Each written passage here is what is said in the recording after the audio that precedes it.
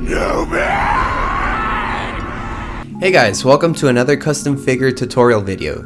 So today we're going to show you how to make a custom black Series 6-inch Exiled Obi Wan Kenobi. This figure is based on the sideshow Mythos Obi Wan Kenobi that released a couple years ago.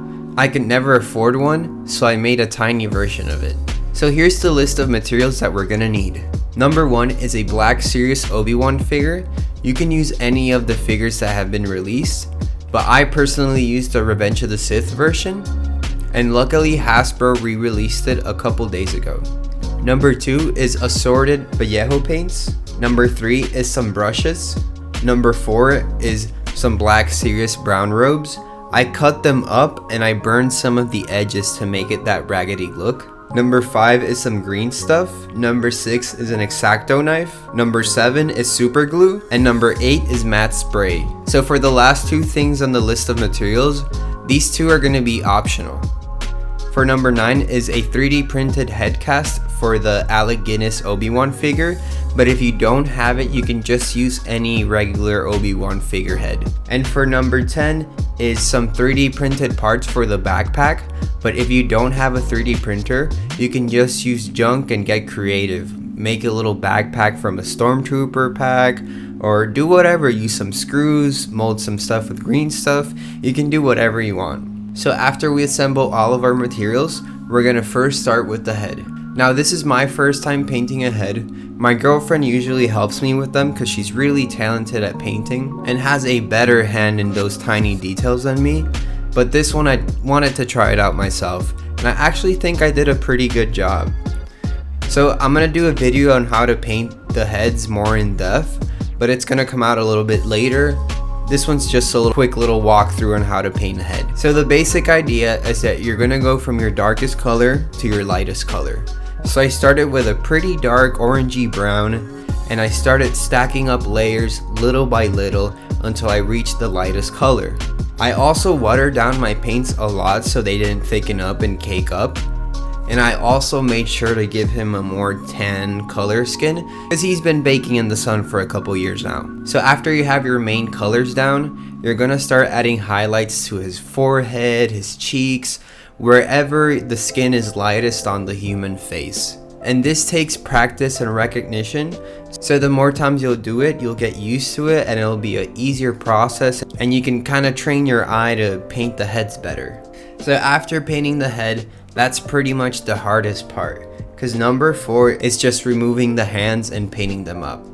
The method that I use to remove the hands is the boil and pop method. So you boil water, you put it in a mug, and then you put the joint that you want to take off the figure.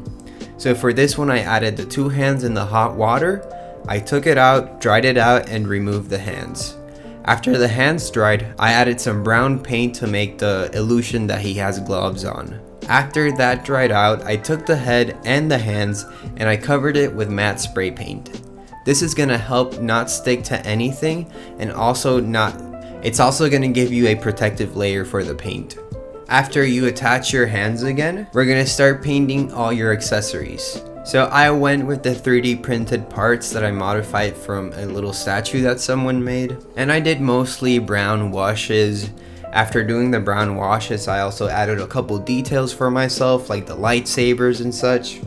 I also had an old Batman figure from the Dawn of Justice movie, from the nightmare scene, and I took his goggles, I added a black wash towards them, and I added it to the Obi figure. After you paint all your accessories, I used green stuff to glue the backpack to the figure. I had to cut the robes so it would fit naturally. And after you have pretty much your figure all together, what I did is take an X-Acto knife and start cutting some of the fabric, some of the plastic pieces, just rough him up a little bit, especially the sleeves.